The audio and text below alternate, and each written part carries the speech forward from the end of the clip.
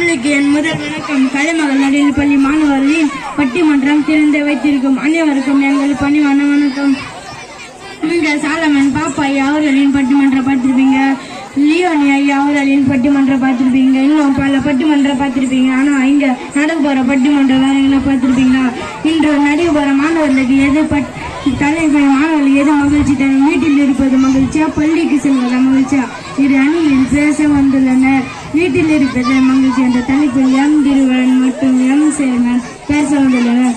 பள்ளிக்கு செல்வது மகிழ்ச்சி என்ற அணியில் இருந்து பி.எஸ். ராம்தரன், எஸ். ஜீவானந்தம் ஐயர் பேச வந்துள்ளனர். முதலில் பேச வருகிறார் எம் திருவன் பேச வந்துள்ளனர்.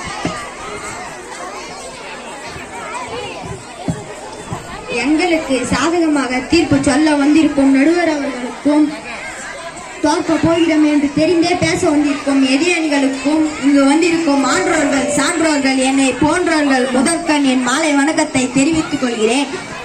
வீட்டில் இருப்பதுதான் மகிழ்ச்சி. காலையில் எழுந்து ஸ்கூலுக்கு போனாலே காய்ச்சல் தான் வரும். காலையில் சீக்கிரமாக எழும்பணும், தேய்க்கணும், குளிக்கணும், சாப்பிடணும், யூனிஃபார்ம்